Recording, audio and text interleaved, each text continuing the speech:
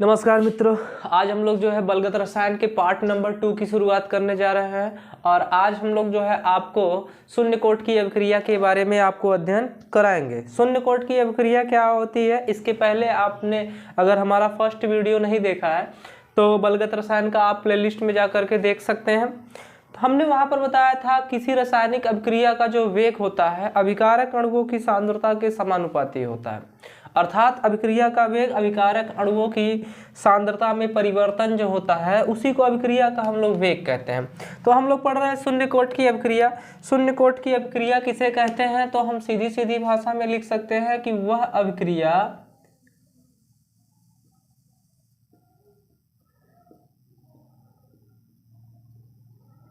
जो अभिकारक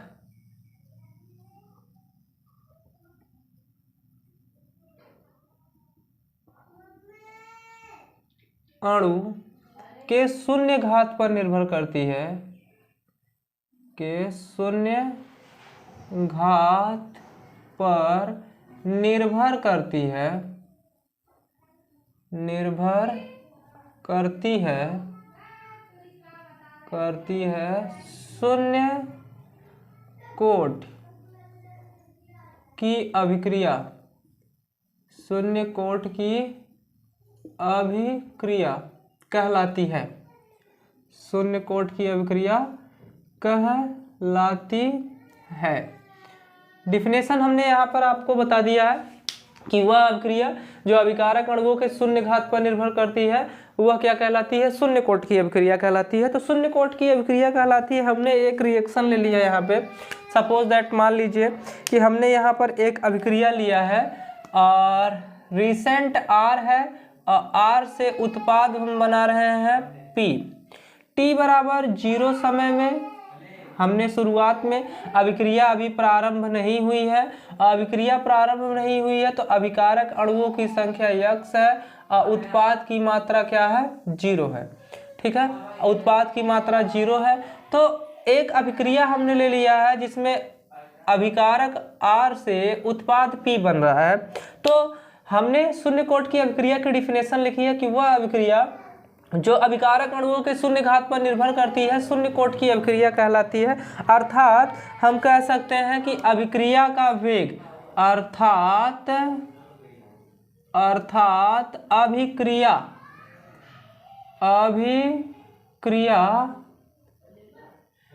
का वेग, अभिक्रिया के वेग को हम दिखाएंगे dx/dt से। अभिक्रिया का वेग समानुपाती होता है अभिकारक R और ये उत्पाद के किस घात पर, शून्य घात पर।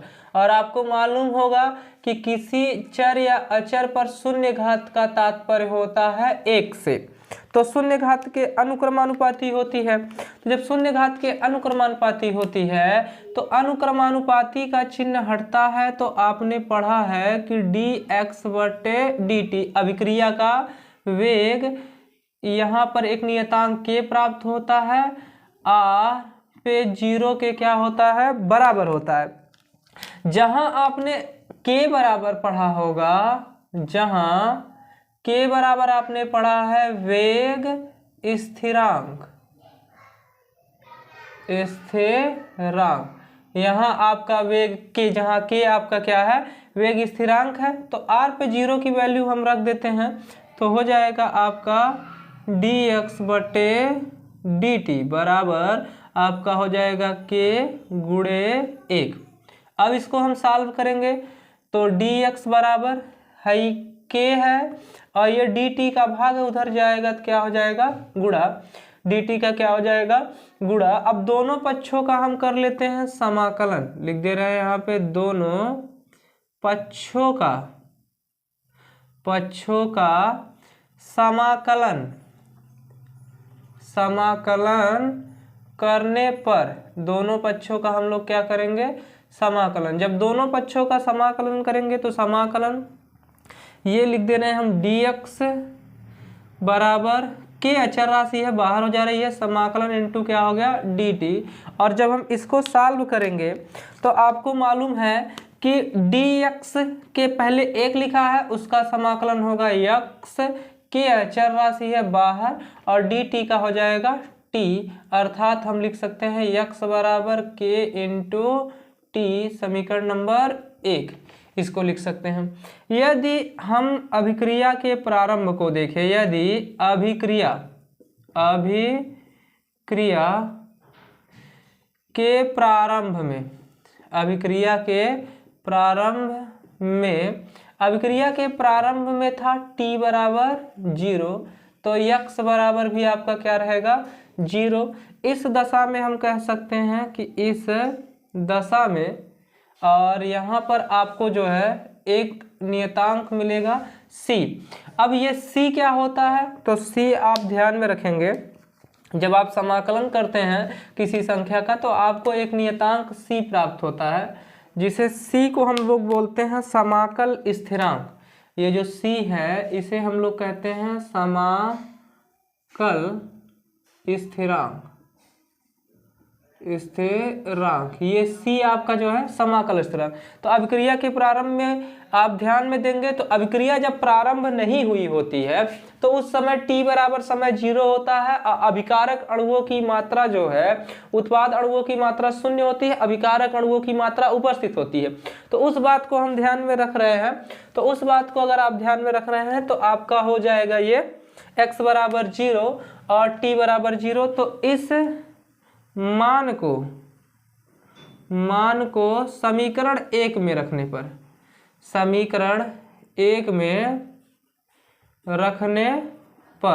जब हम समीकरण 1 में रखते हैं तो x बराबर आपका हो जाएगा 0। x बराबर, इसको आपने समीकरण नंबर 1 माना है, x बराबर आपका हो जाएगा 0 प्लस बराबर आपका हो जाएगा k, t का मान हो जाएगा 0 और प्लस हो जाएगा c, अर्थात आपको c बराबर मिल जाएगा यहाँ पे 0। c बराबर आपको क्या मिल जाएगा 0। जब c बराबर आपको 0 मिल जाएगा तो c का मान समीकरण 1 में रखने पर शून्य कोट की अभिक्रिया का समाकलित वेग रूप आपको प्राप्त हो जाएगा। तो हमने क्या कहा, c का मान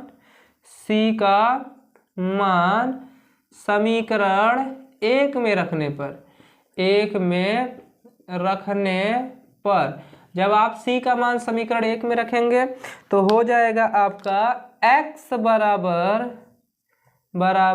k t प्लस c, जहाँ पर c की वैल्यू आपने देखा है 0। जब आप 0 रखेंगे तो हो जाएगा आपका ये मान पूरा का पूरा टोटल, ठीक है। ये आपका हो जाएगा x बराबर k इंटू टी। अगर आप k बराबर निकालेंगे तो हो जाएगा आपका ये t की गुणा है, उधर जाएगा तो भाग x बट्टे t। तो यही होता है शून्य कोट की अभिक्रिया का समाकलित रूप, ठीक है। इसको आप नोट कर लीजिए, इसके बाद आगे हम लोग अध्ययन करते हैं, ठीक है। तो शून्य कोट की अभिक्रिया ये हो गई। इसके बाद हम लोग पढ़ेंगे प्रथम कोट की अभिक्रिया के बारे में। तो प्रथम कोट की अभिक्रिया हम लोग शुरू करते हैं, ठीक है।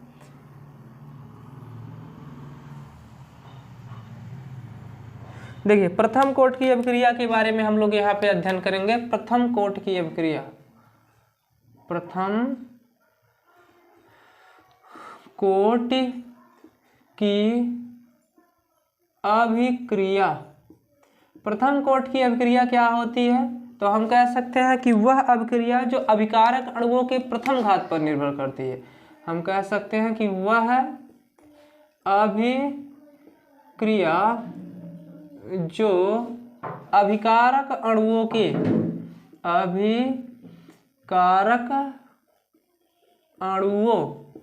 पर निर्भर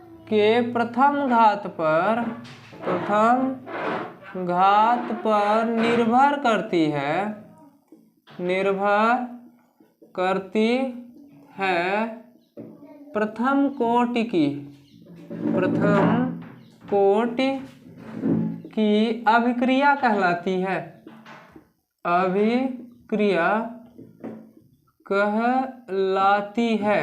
प्रथम कोट की अभिक्रिया कहलाती है। जैसे हम यहाँ पर एक रिएक्शन ले रहे हैं, आप थोड़ा ध्यान देंगे, ठीक है। एक रिएक्शन है, अभिकारक R है और अभिकारक R से प्रोडक्ट बन रहा है P। हमने यहाँ पर लिया है t बराबर 0 समय, t बराबर 0 समय में अभिकारक अणुओं की संख्या x है और उत्पाद आपके कितना है 0। t बराबर कुछ समय बीतता है, मान लेते हैं t समय, जब समय यह बीत जाता है तो यह उत्पाद घट जाते हैं और अभिकारक हो जाते हैं a। इस दशा में अब देखिए हमने क्या किया है, लिख दिया है यहाँ पे कि वह अभिक्रिया जो अभिकारक अणुओं के शून्य प्रथम घात पर निर्भर करती है, प्रथम कोटि की अभिक्रिया कहलाती है। R बराबर यहाँ पर अभिकारक है, P बराबर आपका उत्पाद है, T बराबर 0 समय पे अभिकारक X है, उत्पाद अभी आपका बना नहीं है। T बराबर T समय जब बीतता है अभिकारक A हो जाते हैं और उत्पाद जो है बन करके आपका A हो जाता है। तो जितना उत्पाद बना है उतना अभिकारक यहाँ से माइनस हुआ है। तो अतः हम कह सकते हैं कि अभिक्रिया का जो वेग होता है, हम लिख सकते हैं यहाँ पर अभिक्रिया का वेग जो होता है dx बटे dt वह समानुपाती होता है अभिकारक अणुओं के प्रथम घात पर। तो शेष अभिकारक अणु यही बचे हुए हैं, तो x माइनस a के प्रथम घात के क्या होता है, समानुपाती होता है। जब समानुपाती का चिन्ह हटता है तो आपको मालूम होगा एक नियतांक कितना प्राप्त होता है, k प्राप्त होता है। तो dx बट्टे कितना हो गया dt और ये हो गया k a माइनस एक्स के कितने घात हो गई, प्रथम घात। तो प्रथम घात का तात्पर्य यहाँ पे कुछ नहीं होगा, तो इसको हम इधर लेते आते हैं, उसको उधर लेते जाते हैं। इस दशा में हम कह सकते हैं कि 1 बटे a minus x into D x बराबर k और ये dt उधर चला जाएगा तो हो जाएगा dt। ठीक है, ये a माइनस एक्स को हमने इधर लेकर आया है और dt को उधर लेकर गए हैं। अब हम यहाँ पर लिखेंगे कि दोनों पक्षों का समाकलन करने पर, दोनों पक्षों का समाकलन करने पर, जब आप समाकलन करेंगे तो हो जाएगा समाकलन, ध्यान देंगे, हो जाएगा समाकलन 1 बटे a minus x into D x बराबर समा के बाहर हो जाएगा, अचर राशि है। ठीक है, के बाहर हो जाएगी, आपकी अचर राशि है, थोड़ा ध्यान देंगे यहाँ पे, के बाहर हो गया, फिर समाकलन आपका हो जाएगा, यहाँ पर बचा कुछ नहीं है तो 1 इंटू क्या हो गया dt। अब जब आप इसका समाकलन करेंगे तो 1 बट्टे एक्स का, आप ध्यान में रखेंगे 1 बट्टे एक्स का समाकलन होता है log x, लेकिन यहाँ पे माइनस है तो minus log e base a minus x बराबर ये हो गया k इंटू 1 का आपने यहाँ पर पढ़ा है कितना होता है dt, तो हो जाएगा t प्लस आपका हो जाएगा c। फिर से आपको यहाँ पर c जो मिला है वो क्या है, आपका समाकल स्थिरांक। क्या है यहाँ पर, c की वैल्यू जो है वो है समाकल स्थिरांक। ठीक है, समाकल स्थिरांक है। अब आप इसे जो है आप क्या करेंगे, minus log e base x minus a बराबर के टी प्लस सी को समीकरण नंबर मान लेंगे 1। जब समीकरण नंबर 1 मान लेंगे तो अभिक्रिया के प्रारंभ में आप फिर से यहाँ पर लिखेंगे अभिक्रिया के प्रारंभ में,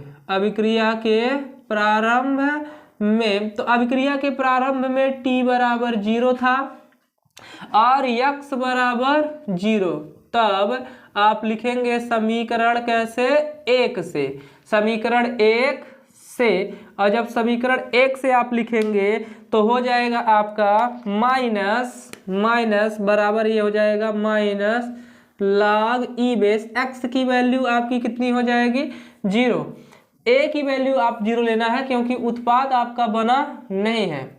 ठीक है, आपके पास अच्छा a की वैल्यू a माइनस एक्स होना चाहिए यहाँ पे, क्योंकि नहीं x माइनस ए। ठीक है, तो आप इसकी वैल्यू लेंगे तो हो जाएगा आपका यहाँ पर हो जाएगा, ठीक है, ये x आपका 0 हो गया तो कितना हो जाएगा माइनस log a।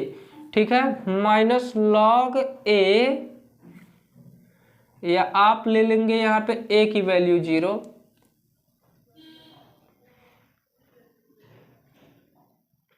ठीक है, ये आप ले लेंगे कितना माइनस ए लॉग एक्स है, तो आप यहाँ पर ए की वैल्यू एक्स की वैल्यू 0 ले रहे हैं तो हो जाएगा आपका माइनस ए, ठीक है, माइनस आपका ये हो जाएगा लॉग आपने ले लिया है, अभिक्रिया का प्रारंभ ले लिया है। जब आपने देखिए फिर से समझ लेते हैं कि वह रासायनिक अभिक्रिया जो अभिकारक अणुओं के प्रथम घात पर निर्भर करती है प्रथम कोटि की अभिक्रिया कहलाती है।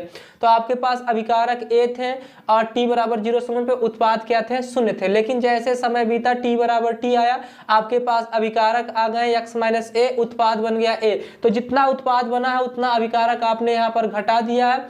फिर आप जो है यहाँ पर जो है x माइनस आपने क्या लिया है, x माइनस ए लिया है, तो आपके पास अभिकारक है x माइनस ए, ठीक है, आपके पास अभिकारक है x माइनस ए, तो ये हो जाएगा डी टी बटे डी एक्स। आपने यहाँ पर k आपका वेग स्थिरांक आ गया है a माइनस एक्स, फिर आपने dx को यहाँ पे नीचे किया है dx और बराबर यहाँ का dx आ गया kt।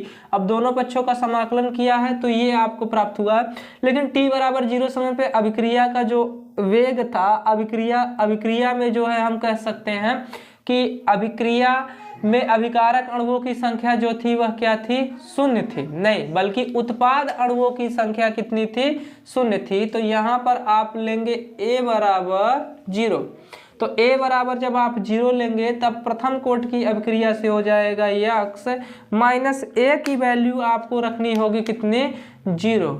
आप a की वैल्यू 0 रखेंगे, k गुणे t की वैल्यू आप फिर कितने रखेंगे, 0 रखेंगे और प्लस आपका हो जाएगा c।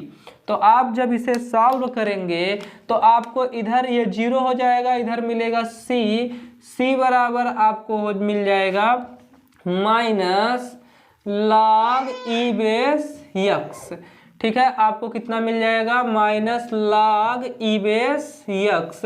अब लॉग ई बेस एक्स का मान आप समीकरण क्या में रखेंगे, 1 में रखेंगे, तो हम यहाँ पर लिख देंगे कि लॉग ई बेस, नहीं या आप कह सकते हैं डायरेक्ट c का मान समीकरण 1 में रखने पर, जब आप c का मान समीकरण 1 में रखेंगे तो ध्यान देंगे यही समीकरण 1 है, minus log e base x minus ए बराबर के टी प्लस ये हो जाएगा minus log e base x. अब लॉग ई बेस एक्स इधर आ जाएगा तो आपका हो जाएगा ये माइनस इधर आएगा तो ये आपका हो जाएगा प्लस, तो ये हो जाएगा plus log e base x plus log minus यहाँ पर माइनस हो जाएगा minus log e base x minus ए बराबर क्या हो जाएगा के टी। तो आपने यहाँ पे फार्मूला पढ़ा है log e base M minus log e base N बराबर लॉग ई बेस एम बट्टा एन। तो आप यहाँ पर इसको लिख सकते हैं लॉग ई बेस एक्स बट्टा एक्स माइनस ए बराबर के टी, ठीक है, के टी हो गया। अब टी बराबर अगर आप निकाल रहे हैं यहाँ पे टी बराबर, तो आप थोड़ा ध्यान देंगे, टी बराबर निकालेंगे तो बचेगा कितना, के बराबर आपका हो जाएगा, यहाँ पे ध्यान देंगे थोड़ा सा, के बराबर हो जाएगा टी इधर आ जाएगा तो 1 बट्टे T log e base x बट्टे एक्स माइनस ए। अब लॉग ई बेस को ध्यान देंगे हम यहाँ पे लिख रहे हैं कि अब लॉग ई बेस को लॉग 10 बेस में बदलने पर 2.303 से गुणा कराने पर हम 2.303 से गुणा करा रहे हैं तो के बराबर हो जाएगा 1 बट्टे टी 2.303 लॉग ई बेस, अब हट जाएगा लॉग हो जाएगा 10 बेस एक्स बट्टे एक्स माइनस ए। या इसको आप सही ढंग से लिखना चाहते हैं तो के बराबर आप लिख सकते हैं 2.303 बट्टे टी लॉग 10 बेस एक्स बट्टे ये हो जाएगा एक्स बट्टे एक्स माइनस ए। तो ये हो गया प्रथम कोटि की अभिक्रिया का समाकलित वेग नियतांक। ठीक है, तो आज के लिए बस इतना ही। अगर आपको ये वीडियो पसंद आता है तो लाइक कीजिए, अगर आप चैनल पर नए हैं तो चैनल को सब्सक्राइब कीजिए और ज़्यादा से ज़्यादा दोस्तों में शेयर कीजिए। तो आज के लिए इतना ही, बस धन्यवाद।